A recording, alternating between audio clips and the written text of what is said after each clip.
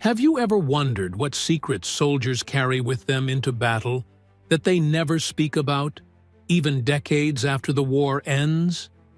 What if I told you that buried within the official records of World War II, hidden in a locked archive at Fort Huachuca, Arizona, there exists a file so disturbing that it was sealed by direct order of the War Department in 1946 and has never been fully disclosed to the public? Before we dive into this terrifying discovery, I need you to do something for me.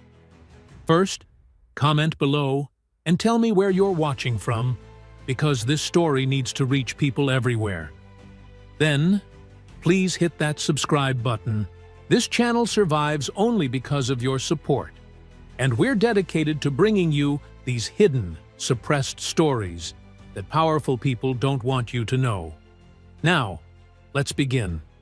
On March 23, 1946, 3 months after the official end of World War II, a routine inventory inspection at the Dugway Proving Ground in Utah turned into something that would haunt military investigators for the rest of their lives.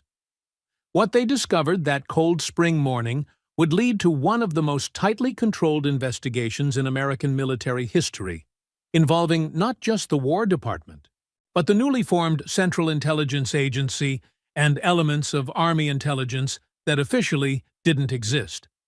The subject of this investigation was not a Nazi war criminal, not a Japanese spy, not even a traitor.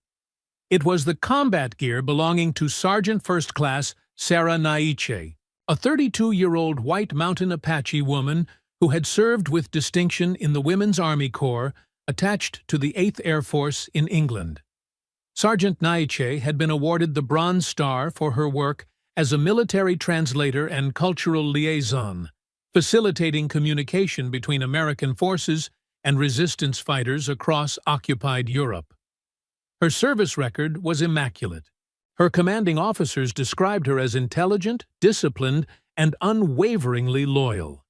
There was absolutely nothing in her file that would suggest what investigators were about to uncover. The inspection itself was supposed to be mundane. After the war, thousands of soldiers were being demobilized, their equipment catalogued and stored or disposed of according to standard military procedure. Sergeant Nietzsche had been discharged with honors in December 1945 and had returned to the Fort Apache Indian Reservation in Arizona. Her military footlocker, along with hundreds of others, had been shipped to Dugway for processing. It should have been opened, inventoried, and either returned to her or archived within a few hours. Instead, the inspection was halted immediately. The facility was placed under armed guard.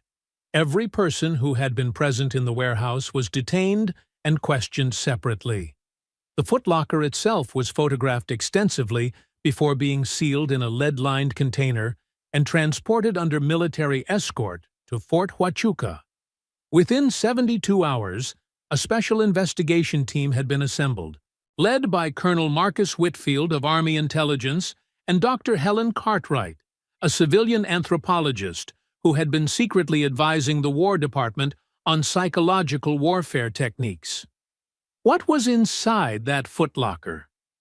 The initial inventory report, which was declassified partially in 2003 but remains heavily redacted, lists the standard items you would expect from a WAC sergeant's personal effects: 3 dress uniforms, 2 pairs of service shoes, personal correspondence, a Bible, a small leather pouch containing what appeared to be traditional Apache medicine items, which was not unusual. Many Native American soldiers carried such items for spiritual protection, but it was what lay beneath these ordinary objects, carefully wrapped in oiled canvas and hidden in a false bottom of the footlocker, that caused the investigation. The first item was a journal. Not an official military document, but a personal diary written in a mixture of English and what appeared to be Western Apache language. The handwriting was precise, methodical, dated entries spanning from June 1943 to September 1945. According to the investigation report, Dr. Cartwright spent 6 days translating the journal with the help of 3 different Apache language specialists brought in from Arizona and New Mexico, all of whom were required to sign secrecy agreements before they were allowed to see the document. When the translation was complete, Dr. Cartwright submitted her report to Colonel Whitfield and immediately requested to be removed from the investigation team. Her request was denied. The journal described, in meticulous detail, a series of rituals that Sergeant Naicha had been performing throughout her time in Europe. These were not traditional Apache ceremonies. According to the translators, the practices described in the journal bore no resemblance to any known Native American spiritual tradition.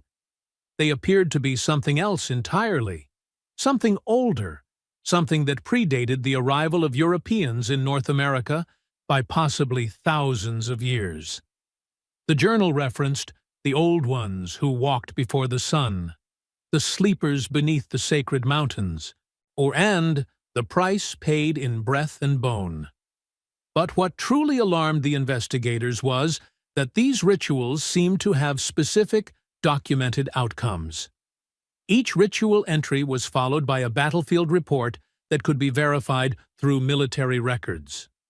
A bombing raid over Frankfurt that should have resulted in catastrophic Allied losses, but mysteriously succeeded with 0 casualties, occurred 3 days after an entry describing a ceremony performed at midnight in a forest outside London. A German counteroffensive in Belgium that inexplicably stalled despite overwhelming tactical advantage happened within hours of a ritual conducted near an ancient stone circle in Cornwall. A Luftwaffe squadron that vanished without a trace over the North Sea disappeared the same night Sergeant Naicha wrote about sending them to feed the cold depths. The correlations were too precise, too consistent, too numerous to dismiss as coincidence. But the journal was only the beginning. The second item found in the footlocker was more disturbing. It was a small wooden box, approximately 6 inches long and 4 inches wide, carved with symbols that Dr. Cartwright initially identified as similar to prehistoric petroglyphs found in the American Southwest, but upon closer examination proved to be something different, something she couldn't classify. The box was locked with a mechanism that none of the investigators could identify. It appeared to be made of bone, possibly human bone, though this was never confirmed in the official reports. They decided not to open it immediately. Instead, they brought in a specialist from the Smithsonian Institution, Dr. Robert Ashford, an expert in Native American artifacts and ancient American archaeology. Dr. Ashford examined the box for 3 hours in a secured laboratory at Fort Huachuca. His report, which remains classified to this day, allegedly stated that the symbols on the box were not Native American at all, and possibly not even from the Americas. He noted similarities to certain cave markings found in southern France and northern Spain, dating back to the Paleolithic era. But the arrangement and specific forms were unique. According to second-hand accounts from personnel who were present during the examination, Dr. Ashford became visibly distressed while studying the box and repeatedly asked if Sergeant Naicha had family history of European contact before the Spanish colonial period. When told that her family lineage was documented as exclusively Apache going back at least 6 generations, he reportedly said something that was recorded in the investigation notes but later redacted. Then something came across much earlier than we thought, and it's been waiting here much longer than anyone realized. The box was eventually opened using a combination of X-ray imaging to understand the internal mechanism and careful manipulation with specialized tools. The process took 2 days. When the lid was finally lifted, the investigators found themselves staring at something that should not have existed, especially not in the personal effects of an American soldier. Inside were 63 small bundles, each wrapped in strips of cloth that forensic analysis later identified as coming from German, Italian, and Japanese military uniforms. Each bundle contained a lock of human hair, a small fragment of what appeared to be fingernail or tooth, and a slip of paper with a name written in pencil. The names were German, Italian, and Japanese. 56 of them were eventually matched to confirmed Axis casualties from the European theater between 1943 and 1945. 7 could not be identified with certainty, but appeared to be authentic names from the appropriate nationalities and time period. The implications were staggering. This meant that Sergeant Naicha had somehow obtained physical remains from enemy soldiers, had performed some kind of ritual with these remains, and, according to her journal, had used them to influence the outcomes of military engagements. But how had she obtained these materials? She was stationed primarily in England, working in intelligence and translation services. She had no documented combat experience, no field operations that would have put her in direct contact with enemy casualties. The investigation team began interviewing everyone who had served with her, everyone who had known her during her time overseas. What they discovered was even more unsettling. According to testimony from Staff Sergeant Linda Morrison, who had shared quarters with Sergeant Naicha for 8 months in 1944, Sarah would occasionally disappear for entire nights, returning just before dawn with dirt under her fingernails and what appeared to be dried blood on her clothes. When questioned, she would say she had been volunteering at a medical aid station, though no records of such volunteer work exist. Lieutenant Robert Hayes, an intelligence officer who worked closely with Sergeant Naicha, stated that she had an uncanny ability to predict enemy movements and strategic decisions, often providing insights that proved invaluable but which she claimed came from listening to the land and reading the signs that soldiers leave behind.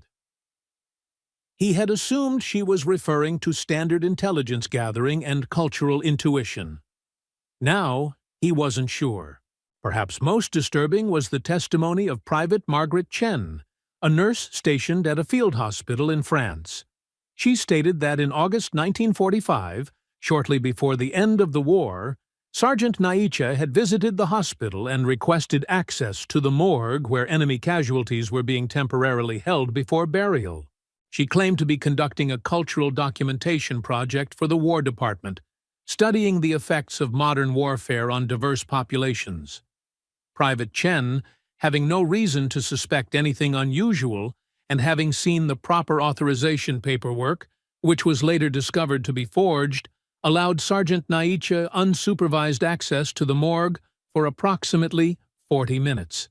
When asked what Sergeant Naicha had been doing during that time, Private Chen stated that she had assumed she was simply taking photographs and notes. No photographs or official notes were ever filed. But the timeline matched perfectly with several of the unidentified bundles in the box, based on the dates in the journal. The investigation expanded. Army intelligence began examining other Native American service members who had served in similar capacities during the war, looking for any pattern of unusual behavior or unexplained phenomena. They found nothing comparable to Sergeant Naicha's case, but they did uncover several incidents that had been dismissed as coincidence or combat stress at the time. A Navajo code talker who claimed to have seen his dead grandfather walking through the ruins of a bombed German city, giving him tactical advice. A Lakota bomber pilot who reported hearing drums in the sky before successful missions, drums that his crew also claimed to hear but assumed were engine sounds. A Cherokee supply sergeant who was investigated for possible espionage after accurately predicting the timing and location of 3 separate German V-2 rocket attacks, predictions he attributed to voices from the old times. These cases were noted in the files, but not pursued. They were too vague, too easily explained by the psychological stress of combat. Sergeant Naicha's case was different. It was documented, methodical, and demonstrably effective. Colonel Whitfield made a decision. On April 17, 1946, he traveled to the Fort Apache Indian Reservation in Arizona to interview Sergeant Naicha directly. He was accompanied by 2 FBI agents and Dr. Cartwright. They found her living in a small house on her family's land, working as a schoolteacher for the reservation children. Neighbors described her as quiet, kind, deeply religious. She attended the local Methodist church every Sunday and taught Bible study on Wednesday evenings. She helped elderly residents with shopping and medical appointments. She volunteered at the community center. There was nothing about her current life that suggested anything sinister or unusual. The interview lasted 6 hours. It was not recorded, allegedly for reasons of national security, but Colonel Whitfield and Dr. Cartwright both filed detailed written reports immediately afterward. According to these reports, Sergeant Naicha did not deny the contents of her footlocker. She did not express surprise at being questioned. Instead, she asked a question that disturbed her interrogators profoundly. She asked if they had opened the box properly, if they had done so during daylight, if they had spoken any of the names aloud. When they confirmed that the box had been opened during the day and that the names had been read aloud during the inventory process, she became very still and very quiet. Then she said something that was recorded verbatim in both reports. "Then they know now. They know where I am, and they know where you are. You should have left it closed. You should have burned it without opening it." That was the agreement. When asked what agreement she was referring to, she initially refused to answer. After extensive questioning, she provided what Dr. Cartwright later described as the most chilling testimony she had ever heard. According to Sergeant Naich, her family had been guardians of the old places for longer than anyone could remember, long before the Apache people came to the southwest, long before there were people called Apache at all. There were things that lived in the deep mountains, in the caves beneath the desert, in the places where the sky touches the earth, in ways it doesn't elsewhere. These things were not spirits in the traditional sense. They were older than spirits. They were what spirits feared. Her grandmother had taught her the rituals, not as religious practices, but as contracts, agreements made in blood and breath with things that existed before human language could name them. When the war came and she enlisted, her grandmother had told her that the old ones were stirring, awakened by the scale of death across the ocean, feeding on the fear and pain of millions. If someone with the knowledge didn't go, if someone who knew the old agreements didn't carry them into that darkness, the things that were waking up wouldn't stop at Europe. They would follow the soldiers home, would spread across the ocean like smoke, would nest in the hearts of a whole generation scarred by war. So she went, and she made new agreements, bought Allied victories with promises that she paid for in ways her interrogators couldn't understand, and she wouldn't explain. Every ritual in her journal, every bundle in that box, was a debt paid to keep something much worse from crossing over. Colonel Whitfield asked what she meant by, "They know now." Sergeant Naiche explained that by opening the box and speaking the names, the investigators had released what she had bound. The agreements were void, the debts were unpaid, and the old ones would come collecting. Not immediately. They didn't move through time the way humans did, but they would come. They would find everyone who had touched the box, everyone who had seen the contents, everyone who had spoken the names. They would come in dreams first, then in the spaces between waking and sleeping, then finally in the full light of day. And when they came, there would be a price to pay, because that was the nature of the agreement that had been broken. The interrogation ended there. Colonel Whitfield placed Sergeant Naiche under house arrest, pending further investigation, though no formal charges were ever filed. On April 21, 1946, 4 days after the interrogation, Private Margaret Chen, the nurse who had allowed Sergeant Naiche access to the morgue in France, died in her sleep at her home in San Francisco. The official cause of death was listed as heart failure. She was 24 years old with no history of cardiac problems. On April 23rd, Dr. Robert Ashford, the Smithsonian specialist who had examined the box, failed to report for work. His body was found 3 days later in his locked office. He had apparently suffered a massive stroke, though the autopsy noted unusual markings on his hands and face that the coroner described as resembling severe frostbite, despite the fact that Washington, D.C. was experiencing a heat wave at the time and the office building was climate-controlled. On April 29th, one of the Apache language translators, a man named Thomas Goziun, who had helped translate Sergeant Naiche's journal, vanished while hiking in the Superstition Mountains near Phoenix. Search parties found his campsite intact, his belongings untouched, but no trace of Thomas himself. He was never seen again. The deaths and disappearances continued sporadically over the next 8 months. 18 people total, all of whom had direct contact with the contents of Sergeant Naiche's footlocker. Some died of apparent natural causes that seemed improbable given their age and health. Others simply vanished under circumstances that defied logical explanation.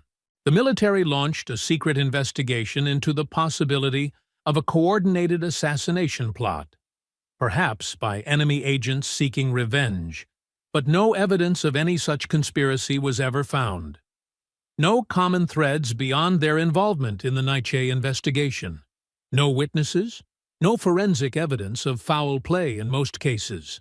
Just a series of deaths and disappearances that any reasonable person would attribute to tragic coincidence, except that the pattern was too precise, too targeted, too deliberate. On December 3, 1946, 9 months after the initial discovery, Colonel Marcus Whitfield committed suicide in his home in Virginia. His wife found him in his study with a service revolver in his hand and a single sheet of paper on his desk. The paper contained just one sentence written over and over in increasingly erratic handwriting. "They are here now, and they remember everything we forgot." The official report listed the cause of death as suicide brought on by service-related psychological trauma. His family was given full military honors at his funeral. The paper was never mentioned in any public documents. It was sealed in his military file, which remains classified. Dr. Helen Cartwright survived.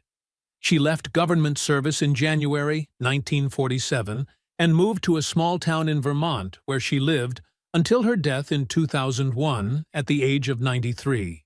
She never spoke publicly about the Naiche investigation, but, according to her daughter, interviewed after her death, Dr. Cartwright had certain peculiar habits that developed after the war. She never slept with the lights completely off. She refused to have any mirrors in her bedroom. She kept salt in small dishes on every windowsill of her house, replacing it every morning. And she had recurring nightmares until the very end of her life. Nightmares that would cause her to wake up screaming words in a language her daughter didn't recognize, though she later learned they were Apache phrases meaning, "Don't let them see you," and "Close the door behind the sky." As for Sergeant Sarah Naiche, she remained on the Fort Apache Reservation until her death in 1994. She continued teaching, continued her work in the community, continued attending church. She never spoke about her military service beyond the most basic details. She never married, never had children, and according to those who knew her, seemed to grow more distant and silent as the years passed, as if she was listening to something that no one else could hear. When she died at the age of 80, her house was found to be empty of personal possessions except for 2 items: a Bible, heavily annotated in the margins with notes in Western Apache, and a small leather pouch containing 4 stones marked with symbols that matched those found on the wooden box that had caused so much death 50 years earlier. Her family burned both items according to her written instructions, burned them at dawn on the day of her funeral in a fire that witnesses said produced smoke, that smelled like copper and moved against the wind. The official military file on the Nietzsche investigation remains classified. Multiple Freedom of Information Act requests have been filed over the decades, all denied on grounds of national security. The footlocker and its contents were reportedly destroyed in a controlled incineration at an undisclosed military facility in 1948. Whether this is true, or whether these items still exist somewhere in a secure government archive, is unknown. What is known is that between 1946 and 1950, there was an unusual spike in unexplained deaths and disappearances among military personnel and civilian contractors who had worked in intelligence capacities during World War II, a spike that was never fully investigated and has never been satisfactorily explained. There are those who believe the story ends with Sergeant Nietzsche's death in 1994, that whatever darkness she had awakened or controlled died with her. They are wrong.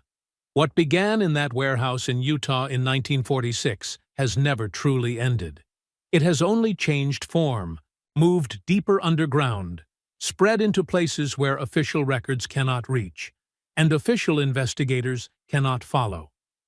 In 2007, a graduate student at the University of Arizona named Michael Thornton was conducting research for his doctoral dissertation on Native American military service during World War II. He submitted a FOIA request for records related to the Women's Army Corps and received, among thousands of pages of standard military documentation, a single page that should never have been included in the release. It appeared to be a fragment of a larger document, stamped confidential and dated May 1947. The fragment referenced something called Project Pale Horse and mentioned ongoing containment efforts related to the Nietzsche incident and associated phenomena. It noted that 3 additional sites had been identified in New Mexico, Colorado, and Montana, where similar manifestations were documented during the expanded investigation. Here it is. The fragment ended mid-sentence, and no other pages were included. Michael Thornton attempted to follow up on this discovery. He filed additional FOIA requests specifically mentioning Project Pale Horse. All were denied. He reached out to military historians, veterans organizations, and government watchdog groups. No one had heard of Project Pale Horse. He contacted the National Archives and was told that no documents relating to such a project existed in their holdings. He persisted, convinced that he had stumbled onto something significant. In August 2007, he received a visit at his apartment in Tucson from 2 men who identified themselves as being from the Department of Defense Historical Records Review Board, an organization that Michael later discovered did not exist. They told him that he had inadvertently received classified materials that were not meant for public release, that his continued investigation could violate federal law, and that for his own safety and the safety of his family, he should abandon this line of research immediately. He was young, ambitious, and didn't scare easily. He continued his investigation. 3 weeks later, Michael Thornton experienced what he described in his journal as a complete mental breakdown. He began seeing shadows that moved independently of any light source, hearing voices speaking in languages he had never studied but somehow partially understood. He stopped sleeping because his dreams had become too vivid, too real, filled with images of stone chambers beneath mountains and ceremonies performed by figures whose faces he could never quite see. His friends noticed the change, urged him to seek help. He refused, insisting that he was close to understanding something important, something that would change everything people thought they knew about the war, and what had really been happening behind the official history. On September 15, 2007, Michael's roommate found him unconscious in his bedroom. He had carved symbols into the wooden floor with a kitchen knife, symbols that the roommate later said looked similar to petroglyphs, but wrong somehow. reversed or inverted in ways that made them uncomfortable to look at. Michael was hospitalized for psychiatric evaluation. He was diagnosed with acute psychosis, brought on by stress and sleep deprivation. After 2 weeks of treatment, he appeared to recover. He was released, moved back home with his parents in Ohio, and never returned to Arizona. He abandoned his doctoral research and now works as a high school history teacher. When asked about his experience, he says only that he was going through a difficult time and doesn't like to discuss it. But according to his mother, interviewed by a journalist in 2012, Michael still has nightmares, still sometimes wakes up speaking words that sound like Apache, but which she knows aren't quite right. And he refuses to enter any building that has a basement or cellar. Michael Thornton's story might have remained an isolated incident, a cautionary tale about the dangers of obsessive research and academic burnout, except that he wasn't alone. Between 2005 and 2015, at least 12 other researchers, journalists, and amateur historians who had attempted to investigate the Nietzsche case or related phenomena experienced similar breakdowns. Not all of them were hospitalized. Some simply stopped their research abruptly and refused to discuss why. Others moved away from the Southwest entirely, as if fleeing from something. 2 committed suicide. Their families and friends attributed it to depression, work stress, personal problems. But there was a pattern that became apparent to anyone looking closely enough. All of them had been investigating the same narrow band of history. All of them had been asking questions about Native American soldiers in World War II who had demonstrated unusual abilities or knowledge. All of them had been getting too close to something that didn't want to be found. In 2009, a documentary filmmaker named Rachel Weinstein attempted to make a film about the legend of Sergeant Nietzsche. She had heard rumors about the case from a veteran she had interviewed for a different project. Rumors about a WAC sergeant who had been investigated for witchcraft and whose story had been covered up by the military. Rachel was skeptical, but intrigued. She spent 6 months researching, interviewing family members of people who had known Sergeant Nietzsche, tracking down declassified documents, and piecing together what little public information existed. She filmed several hours of interviews with residents of the Fort Apache Reservation, many of whom were reluctant to speak on camera, but eventually shared stories they had heard from their grandparents about the teacher who talked to the old places, and the woman who went to war against things that weren't German. Rachel's documentary was never completed. During her final research trip to Arizona in December 2009, she stayed in a motel in White River, just outside the reservation boundaries. On her 3rd night there, the motel manager heard screaming from her room around 3 in the morning. When he opened the door with his master key, he found Rachel sitting on the floor in the corner, filming herself with her camera, speaking rapidly in what he described as a mixture of English and something else, something that hurt his ears to listen to. The camera was later recovered by police and the footage examined. It shows Rachel, clearly in distress, saying over and over that they showed me what they did to the soldiers. They showed me how they fed. They showed me what's waiting under the mountains, and now I can't unsee it. I can't unhear it. I can't close my eyes without being back there in the dark with them. The footage ends with Rachel turning the camera to face the corner of the room where she is sitting. There is nothing visible in the corner but shadow, but the audio captures sounds that the investigating officers described as similar to very slow breathing or possibly wind moving through a narrow space, though all the windows in the room were closed and there was no ventilation in that corner. Rachel Weinstein was institutionalized for 4 months. She received extensive psychiatric treatment and eventually recovered enough to return to her home in California. She destroyed all her footage and research materials related to the Nietzsche project. She has refused every request for interviews about the incident. Her film career ended. She now works in a library and, according to friends, will not discuss anything related to World War II, Native American history, or Arizona. She moved from California to Maine in 2011, as far from the Southwest as she could get while remaining in the continental United States. But perhaps the most significant development in the ongoing Naicha case occurred in 2016, when construction workers breaking ground for a new housing development in Scottsdale, Arizona discovered something that should not have existed. Approximately 8 feet below the surface, in soil that geological surveys indicated had been undisturbed for thousands of years, they found a military footlocker identical to the one that had belonged to Sergeant Sarah Naicha.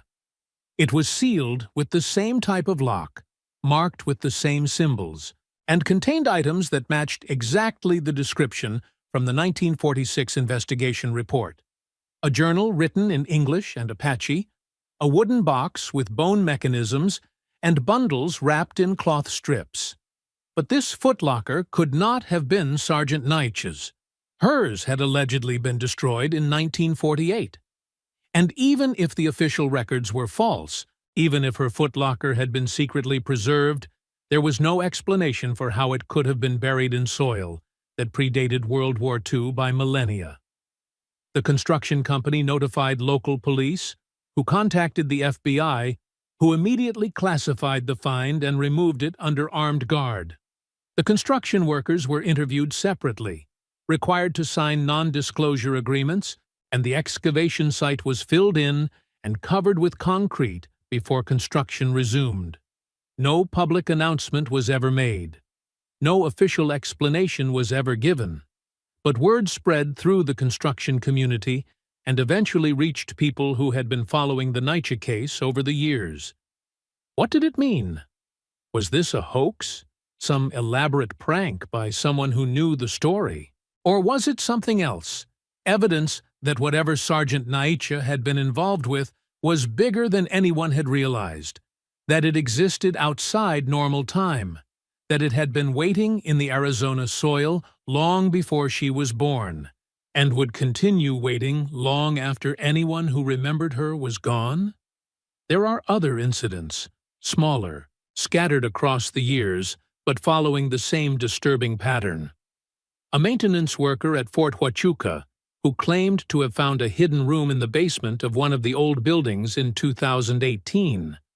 A room that wasn't on any blueprints and contained filing cabinets full of documents related to anomalous personnel investigations from the 1940s. He photographed some of the documents with his phone before his supervisor discovered him and had him removed from the building. He was fired the next day for unauthorized access to restricted areas. The photographs he claimed to have taken were never uploaded to any cloud service and were not found on his phone when it was examined later. He insists he took them, insists he saw them on his screen, but they're gone now as if they never existed. A librarian at the New Mexico State Archives who discovered a box of personal letters written by soldiers from the 5 civilized tribes who served in World War II. Among them were 3 letters written by different men who all mentioned knowing a WEC sergeant who talked to things we couldn't see and made deals that kept us alive when we should have died. The letters were dated 1944 and 1945. The librarian attempted to catalog them properly, but when she returned to work the next day, the box was gone. No record of it existed in the acquisition logs. Her supervisor denied ever seeing such a box. She questioned whether she had imagined it, except that she had taken notes, had photographed several of the letters for the catalog. The photographs showed only blank paper. Her notes described letters that, according to the archive's records, had never existed. In 2022, during the COVID pandemic, a Reddit user going by the name Desert Historian posted a detailed account of their grandfather's military service in World War II. The grandfather had been a medic in the Pacific Theater and had allegedly witnessed something during the occupation of Japan that had haunted him until his death. According to the post, The grandfather had been part of a special unit brought in to investigate reports of American personnel who had been found in remote areas of Japan performing what appeared to be ritual ceremonies. 3 WEC members and 2 male soldiers had been detained, questioned, and quietly discharged without explanation. The grandfather claimed that one of the WEC members was an Apache woman who told him that she was finishing what she started in Europe, making sure the things that fed on the war couldn't follow the soldiers home. The post included a photograph of what was allegedly a document from the grandfather's personal papers, but the image quality was too poor to verify authenticity. Within 3 hours of being posted, the entire thread was deleted. The user account Desert Historian no longer exists. Several people who had commented on the thread and saved screenshots reported that the images they had saved were corrupted and couldn't be opened. These are not isolated incidents confined to the United States. In 2019, a British military historian researching intelligence operations in occupied Europe came across references in MI6 files to American personnel who had been operating without official authorization during the war, conducting what the British termed ethnographic warfare research.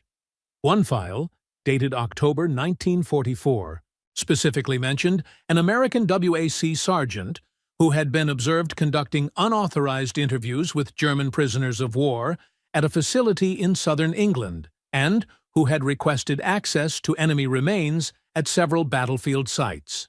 The historian attempted to follow up on this lead, but was told by her supervisor that certain files related to American intelligence operations during the war remained classified under the UK's 100-year rule and could not be accessed until 2045 at the earliest. What does all of this mean? What really happened in that warehouse in Utah in 1946? What did Sergeant Sarah Nietzsche do during the war? And did it actually work? Was she protecting Allied forces through some kind of spiritual or supernatural intervention? Or was she simply a deeply troubled woman whose coincidental timing and careful record-keeping created an illusion of cause and effect? The official position, to the extent that there is one, is that the entire story is exaggerated folklore based on a routine investigation into potential mishandling of enemy remains. The deaths and disappearances associated with the case are explained as tragic but unrelated incidents. The continued interest in the story is attributed to conspiracy thinking and the human tendency to see patterns in random events. But there are those who disagree, who believe that Sergeant Nietzsche's story is a window into something much larger, something that has been hidden throughout human history but occasionally breaks surface in moments of extreme crisis. They point to other cases throughout military history of soldiers who seem to possess unusual abilities or knowledge, cases that were investigated quietly and then buried. They point to the consistent pattern of people who investigate these cases experiencing psychological breaks or worse. They point to the fact that despite decades of FOIA requests and investigative journalism, the core files on the Nietzsche case remain classified, with no indication that they will ever be released. Consider this. What if Sergeant Nietzsche was telling the truth? What if there are things that exist in the deep places of the world, things older than human civilization, things that awaken during times of mass death and violence? What if she really did make agreements with these entities, really did trade something of herself to protect the soldiers she served with? What if the price she paid wasn't just personal, but eternal, binding not just herself, but everyone who ever touches her story to something that exists outside our normal understanding of reality? What if by investigating her case, by speaking the names, by opening the boxes, we are all entering into the same agreements she made, taking on the same debts she carried? The evidence is circumstantial. The testimony is unreliable. The documents are incomplete or destroyed. Any reasonable person would dismiss the entire story as military urban legend. No different from ghost stories soldiers tell each other to process trauma and deal with the arbitrary horror of war. But the story won't go away. It keeps resurfacing, keeps pulling in new researchers who become convinced they can finally solve the mystery, keeps generating new incidents that follow the same pattern. And the question remains, unanswerable perhaps, but impossible to ignore. If Sergeant Sarah Naiche really did something during World War II that changed the course of battles, that saved lives through means that defy rational explanation, would we want to know? And if we did know, if we could prove it, what would that mean for everything we think we understand about the nature of reality, about the limits of human power, about what might be waiting in the dark places of the world for the next war, the next moment of mass death, the next desperate soldier willing to make a deal with things that have no names? Some nights, people who have studied this case too closely report the same dream. They are standing in a desert at twilight, watching the last light drain from the sky. In the distance, they can see mountains, dark shapes against the darkening blue. As they watch, openings appear in the mountains. Not caves exactly, but spaces where the rock seems to fold away from itself, revealing something beneath. And from these openings, they sense, rather than see movement, something ancient and patient slowly waking up, remembering that there are debts unpaid and agreements broken.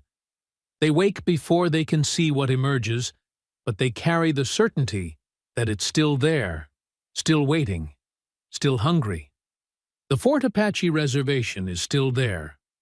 The house where Sergeant Naiche lived has been torn down, but the land remains in her family. Occasionally, hikers in the White Mountains report seeing a figure in the distance, a woman in old military clothing, standing perfectly still and watching them. When they try to approach or take photographs, the figure is gone, but they feel as if they've intruded on something private and dangerous, something they should not have witnessed. Rangers discourage people from exploring certain areas of the reservation, citing safety concerns and respect for native land. But locals know there are places that simply shouldn't be visited, places where Sergeant Naiche used to walk, and where something of what she was doing still lingers, still waits. In the end, we are left with more questions than answers. We are left with fragments of evidence that could mean everything or nothing. We are left with the testimony of people whose credibility is questionable and whose experiences cannot be verified. We are left with the knowledge that there are things in official archives that we will never be allowed to see, histories that will never be told, truths that are too dangerous to speak. And we are left with the uncomfortable possibility that somewhere in the locked files of military intelligence, in the classified archives of agencies that barely admit their own existence, there is proof that Sergeant Sarah Naiche was exactly what she claimed to be. A soldier who fought a war that was never officially declared against enemies that have no names, using weapons that science cannot explain, and tactics that religion would call blasphemy. And if that's true, if any of it is true, then the war never ended. It just moved deeper underground, into the spaces between official reality and hidden truth, waiting for the next person desperate enough or foolish enough to go looking for answers, in places where answers come with prices too terrible to pay. But perhaps the most unsettling aspect of this entire story is this simple fact. Sergeant Sarah Naiche died in 1994, 28 years ago as of this recording. Her story should have died with her, should have faded into obscurity, become nothing more than a footnote in military history if it was remembered at all. Instead, it grows stronger, pulls in more people, generates more incidents, spreads across the internet, and into the minds of researchers who can't leave it alone. Why? What is it about this particular story that won't let go? Is it because there's truth buried at its core, Truth that our conscious minds refuse to accept, but that some deeper part of us recognizes and responds to? Or is it because, by telling the story, by investigating it, by speaking the names and opening the boxes, we're all participating in something that Sergeant Naiche started 79 years ago, something that uses stories and curiosity and human hubris to spread itself, to find new people to feed on, to continue the agreements she made in ways that don't require altars or rituals, only attention and obsession? I don't have answers for you. No one does. But I can tell you this. In the time I've spent researching this video, I've experienced things I can't explain. Dreams that feel too real. Sounds in empty rooms. The sense of being watched when I'm alone. Are these genuine phenomena related to the case, or simply my imagination working overtime, primed by the disturbing material I've been studying? I don't know. What I do know is that the story of Sergeant Sarah Naiche won't leave me alone. And now that you've heard it, it won't leave you alone either. You'll think about it late at night. You'll wonder what really happened. And some of you will go looking for answers. Will start your own investigations. Will follow the same paths that led Michael Thornton and Rachel Weinstein and dozen others to places they could never come back from. So let me give you advice that I wish I had received before I started this research. If you find documents related to this case, don't read them. If you discover new evidence, don't investigate it. If you have dreams about mountains opening and old things waking up, don't try to interpret them. And whatever you do, if you ever find a military footlocker that shouldn't exist in a place it couldn't possibly be, leave it closed, walk away, and forget you ever saw it. Because some secrets are buried for reasons that have nothing to do with government embarrassment or historical cover-ups. Some secrets are buried because they're still alive, still dangerous, still waiting for the next person foolish enough to dig them up.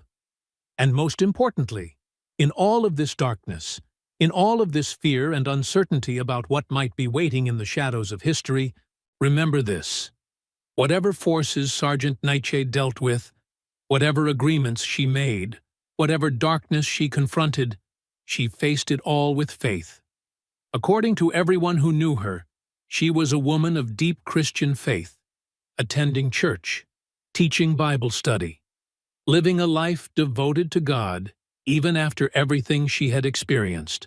She understood that there are powers in this world that we cannot fully comprehend. But she also understood that there is a greater power, a light that darkness cannot overcome, a truth that lies cannot corrupt.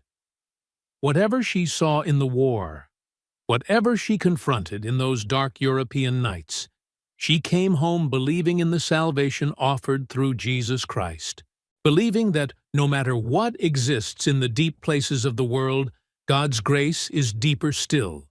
So if this story has frightened you, if it has made you question what might be real and what might be waiting in the dark, let me encourage you to turn not to fear, but to faith. Seek God. Seek Jesus Christ. Seek the truth that can stand against any darkness, ancient or modern. Because at the end of all these questions, at the bottom of all these mysteries, the only answer that truly matters is the one that Sergeant Naiche herself knew, that this world contains both darkness and light, and we must choose which one we serve. Choose light. Choose faith. Choose the God who created all things, even those things that hide in mountains and feed on fear. That is the only protection that truly works, the only armor that cannot be penetrated, the only weapon that never fails. The story of Sarah Naiche may never be fully told. The truth may remain buried in classified files until long after we're all gone. But the lesson remains clear. In the face of darkness, turn to the light. In the face of fear, turn to faith. In the face of mysteries that cannot be solved, turn to the mystery of grace. That was Sergeant Naich's true strength, not whatever rituals she performed or agreements she made, but her unwavering faith that God was greater than anything she faced. And that faith sustained her through the war, through the investigation, through the long decades of silence, right up until the end. That same faith is available to you. Whatever darkness you face, whatever fears haunt your dreams, whatever unknowns lurk in the corners of your life, there is an answer. There is a refuge. There is a salvation. His name is Jesus Christ, and His love is stronger than any force that exists in this world or beyond it. Hold to that truth. Let it anchor you. Let it guide you. And let it protect you from the darkness that, whether we understand it or not, is always waiting for those who wander too far from the light. This is where I must leave the story. Unfinished, unresolved, wrapped in mysteries that may never be answered in this life. But not without hope. Never without hope. Because Sarah Naich's story, for all its darkness, is ultimately a story about faith enduring in the face of impossible odds. And that is a story worth remembering, worth sharing, worth holding on to when the night grows dark and the mountains seem to whisper secrets that we were never meant to hear.